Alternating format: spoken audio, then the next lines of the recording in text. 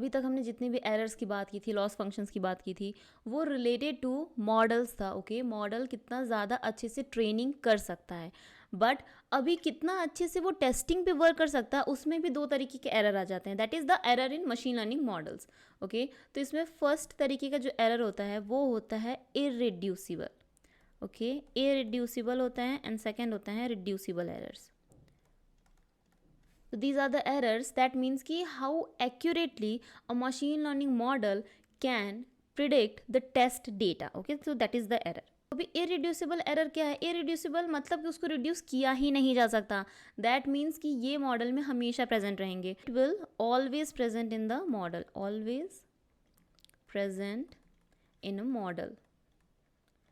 As these are nothing but the noise. Okay, so these are the noise. Models में कुछ ना कुछ error रहता ही है, ऐसे एरर जिसको हम रिड्यूस नहीं कर सकते, that is known as irreducible error, और you can say that just a noise. अब रिड्यूसिबल एरर दो तरीके के आ जाते हैं. ओके, दो तरीके के हमारे पास रिड्यूसिबल एरर्स हैं.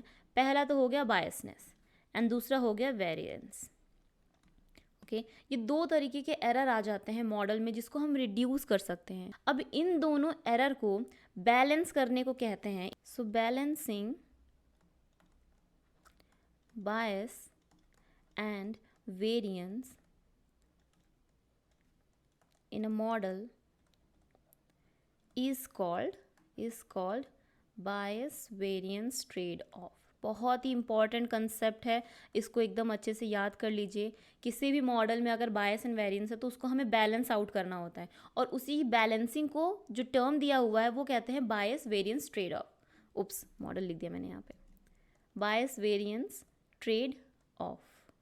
इंटरव्यूज़ में बहुत पूछा जाता है कि अगर आपके पास मॉडल है उसमें कुछ एरर आ रहे हैं तो वो पहले तो कौन से टाइप के एरर हैं उसको आप बैलेंस करोगे, या फिर डायरेक्टली पूछ लेते हैं कि like bias variance trade of क्या होता है. एक best fit model real time में क्या होता है? Is the one that has low bias and low variance. दोनों ही कम होना चाहिए. ओके, लो वेरिएंस. इसको एक बहुत ही लाइक फेमस ग्राफ है, डार्ट ग्राफ, जिसके बेसिस पे हम समझते हैं. तो मैं एक क्रिएट कर लेती हूँ यहाँ पे. तो ये मैंने एक डार्ट वाला ग्राफ बनाया है, ये आपको किसी भी ब्लॉग पे देखने को मिल जाएगा. तो ये जो बीच में जो ब्लू कलर का सर्कल मिल दिख रहा है वो क्या है? डार्ट है. That will show the high accuracy. Darts near centre shows high accuracy. जितना ज़्यादा सेंटर में रहेगा पॉइंट्स उतनी ही ज़्यादा हाई एक्यूरेसी देखने को मिल रही है. ओके, तो ये जो पहले दो डार्ट्स हैं, पहले तो जो दो डार्ट्स का फिगर है, यहाँ पे क्या हो रहा है? लो बायस, हाई बायस, लो वेरिएंस, और यहाँ पे मिल जाता है आपको हाई वेरिएंस. तो अगर आप देखो तो कैसे ये लो बायस कैलकुलेट हो रहा है? लो बायस देखो अगर आप, तो सेंटर में सारे पॉइंट्स काफ़ी ज़्यादा पास में हैं. ओके, काफ़ी ज़्यादा सेंटर्ड हैं सेंटर में, क्योंकि वेरिएंस भी इसका कम है और बायसनेस भी इसका कम है. बायसनेस कम का मतलब क्या हुआ? कितना ज़्यादा सेंटर में है. और वेरिएंस का मतलब क्या हुआ? कि कितना ज़्यादा उस लाइक पॉइंट्स के बीच में गैप्स है. ओके, तो यहाँ पे काफ़ी ज़्यादा कम देखने को मिल रहा है. That is why it is low variance. यहाँ पे भी लो वेरिएंस आपको देखने को मिल जाता है, बट सेंटर से दूर है. That is why it is having high biasness. अभी यहाँ पे सेंटर के पास कुछ पॉइंट्स आ रहे हैं, बट जो पॉइंट्स हैं वो काफ़ी ज़्यादा दूर हैं एक दूसरे से. That is why it is having low bias and high variance. और यहाँ पे तो सेंटर पे कोई पॉइंट टच ही नहीं कर रहा. तो यहाँ पे क्या है? हाई बायस भी है और हाई वेरिएंस है. सबसे ज़्यादा वर्स्ट मॉडल ये वाला होता है. ओके, सबसे ज़्यादा वर्स्ट मॉडल जिसकी हाई बायसनेस होती है और हाई वेरिएंस होता है. ऐसा मॉडल तो बिल्कुल भी रियल टाइम में वर्क नहीं करता. तो बायसनेस देख लिया, वेरिएंस देख लिया, बट एक्चुअली में ये क्या होते हैं वो देख लेते हैं. So bias is nothing but the difference between the predicted and the actual value. Simple. कितना ज़्यादा डिफरेंस आ रहा है लाइक एक्चुअल वैल्यू से प्रिडिक्टेड वैल्यू का, वो हो जाता है biasness. Okay, next is variance. Variance measures how much model predictions fluctuate when trained on different subset of the same data. Okay, when trained on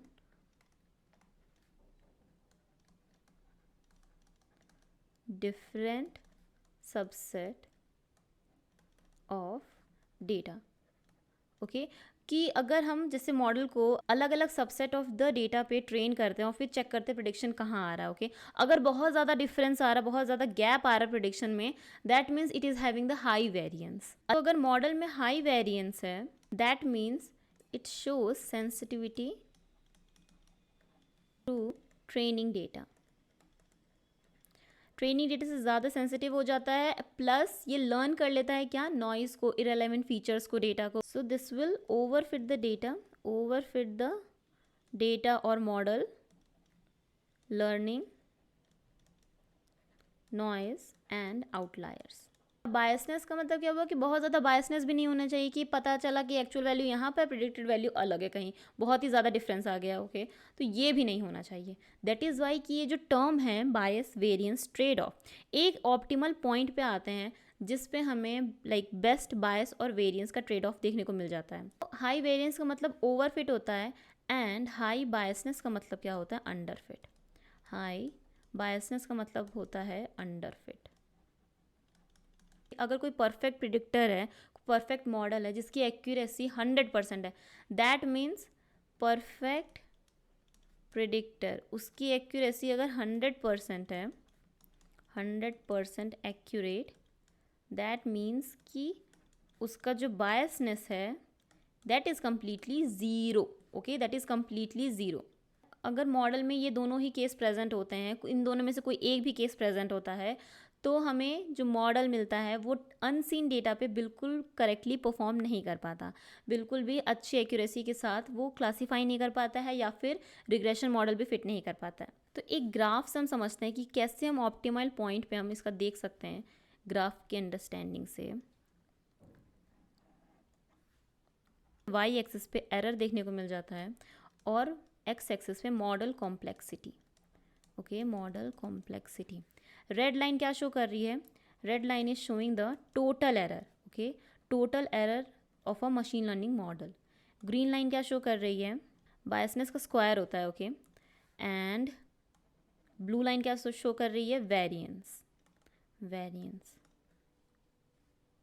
biasness का square क्यों होता है, क्योंकि अगर जैसे आपका प्रिडिक्टेड वैल्यू है, ओके वो ज़्यादा है एक्चुअल वैल्यू से, तो एक्चुअल माइनस प्रिडिक्टेड करेंगे तो वहाँ पे हमें निगेटिव में टर्म मिल जाता है।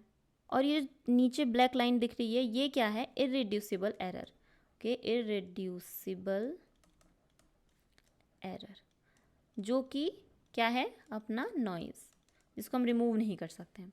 तो अभी जो ब्लू लाइन है, ओके अगर आप देखो जैसे जैसे मॉडल कॉम्प्लेक्सिटी इंक्रीज़ हो रही है, ओके जैसे जैसे मॉडल कॉम्प्लेक्सिटी इंक्रीज़ हो रही है, ये ब्लू लाइन इंक्रीज़ हो रहा है, ओके वैसे ही जैसे जैसे मॉडल की कॉम्प्लेक्सिटी इंक्रीज़ होती है वैसे वैसे बायसनेस डिक्रीज़ होती जाती है, मॉडल ओवरफिट होने लगता है। यहाँ पे मॉडल अंडरफिट है, यहाँ पे मॉडल ओवरफिट होने लगता है। और सेम वेरिएंस अगर बहुत कम है तो मॉडल अंडरफिट है, बहुत ज़्यादा है तो ओवरफिट है। तो ये जो एक्स यहाँ पे जो पॉइंट है, this is the bias variance trade of वाला पॉइंट, ओके इस केस में क्या है, इधर के केस में क्या है, यहाँ पे हमारा मॉडल इस रीजन में अंडरफिट रहता है, इस रीजन में हमारा मॉडल जो है वो ओवरफिट रहता है, and this is the correct right point.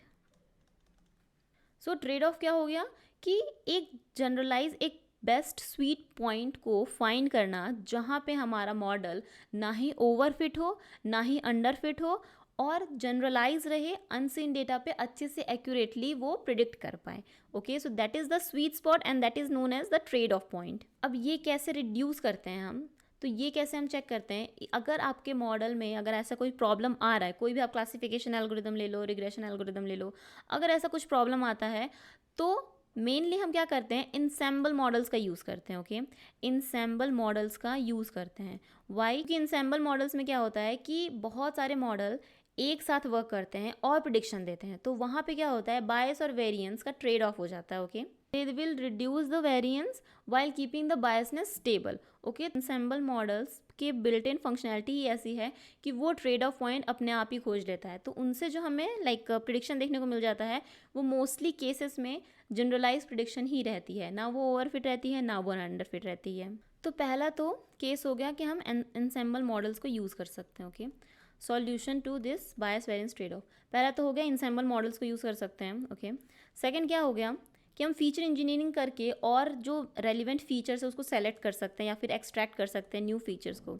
Okay, तो फीचर इंजीनियरिंग भी हम ट्राई कर सकते हैं, बैक ट्रैक कर सकते हैं कि हमने जो फीचर्स लिए हैं क्या वो इरेलीवेंट फीचर हैं, क्या वो ज़्यादातर बायसनेस क्रिएट कर रहे हैं।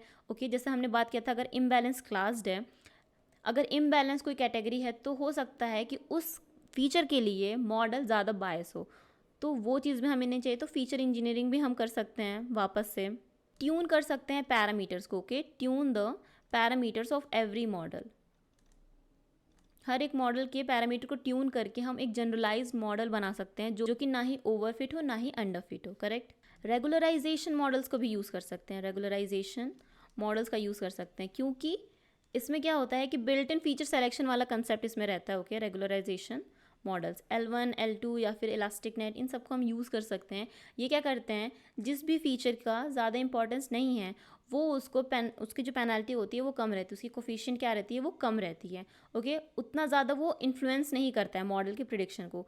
तो रेगुलराइजेशन मॉडल भी यूज़ करने से आपका बायस वेरिएंस ट्रेड ऑफ का प्रॉब्लम जो है वो सॉल्व हो जाता है। And last one is cross validation. Okay, cross validation एक टेक्निक होती है जिसकी यूज़ से भी बायस वेरिएंस का एक ट्रेड ऑफ पॉइंट हम निकाल सकते हैं। इसमें क्या होता है कि जो आपका कंप्लीट डेटा है वो सबसेट्स में डिवाइड होता है और हर एक सबसेट में मॉडल ट्रेन होगा और बताएगा कि कितना ज़्यादा उसका प्रेडिक्शन है। तो जो भी best subset of the data रहता है जिसमें जो मॉडल है वो अच्छे से एक्यूरेटली परफॉर्म कर पाता है, ट्रेनिंग डेटा पे भी टेस्टिंग डेटा पे भी, तो इससे हमें एक जनरलाइज्ड मॉडल मिलता है। सो क्रॉस वैलिडेशन में सिंपली सेम मॉडल को हम डिफरेंट सबसेट ऑफ डेटा पे ट्रेन करते हैं, के फोल्ड्स कहते हैं उसको, के fold cross validation. Okay, number of subsets पे जो के फोल्ड होते हैं उन पे हम ट्रेन करते हैं, मॉडल को देखते हैं, जनरलाइज मॉडल सेलेक्ट करते हैं, जो भी बेस्ट जिस स्प्लिट पे वर्क करता है वो हमें एट द एंड मिल जाता है। ओके, तो that is all for the bias variance trade of. Next हम देखेंगे जो हमने बात की यहाँ पे इनसेम्बल मॉडल्स। अब इनसेम्बल मॉडल्स में क्या क्या चीज़ें आ जाती हैं, बैगिंग आता है, बूस्टिंग आता है, सबसे अच्छा जो क्लासीफायर है रैंडम फॉरेस्ट क्लासीफायर वो आ जाता है। तो ये सब चीज़ें हम नेक्स्ट देखते हैं।